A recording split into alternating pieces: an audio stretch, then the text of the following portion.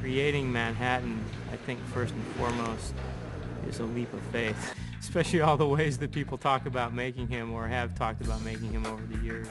I wear a sweatsuit that has little blue lights taped to it. On it are little tracking markers. So these markers allow a computer later on to track each motion independently. All right, so we have our panel here that we can disconnect and then unpeel the panel if we need to. We can replace it and then plug it back in.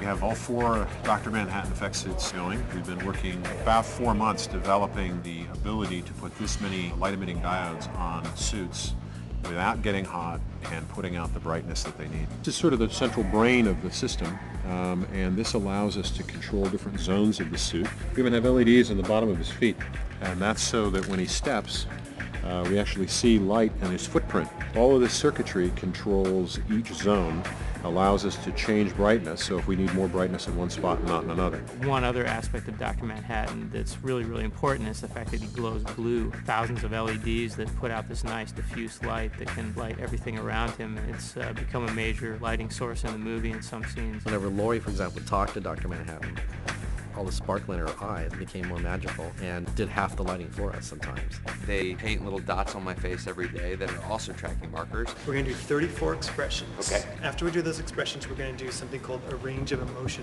expressions. Okay. And it's something like happy, Right. sad, anger.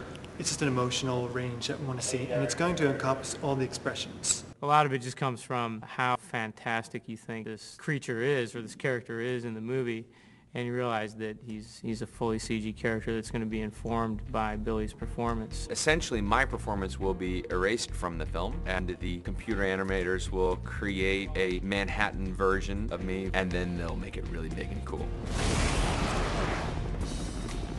We're in Dr. Manhattan's lab. He's going to be 45 feet tall in here, and this balloon light that you see up there is going to represent the light that Dr. Manhattan gives out when he's that tall. All right, because he's a CG character through the whole movie, and we can easily make him 45 feet tall. But then he's got to shrink down and become Billy's size. There's a lot of stuff that happens on the set and off the set that goes into keeping the essence of his performance. It's been an interesting process to carry on from the initial test phase and get to the perfect Dr. Manhattan look and put him into the scene.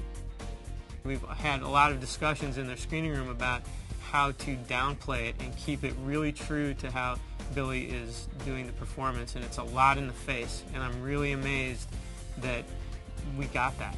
I think we lucked into something that worked out really well for this film.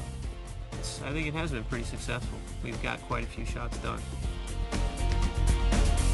And we smile a lot in the screening room because it's just kind of freaky, you know?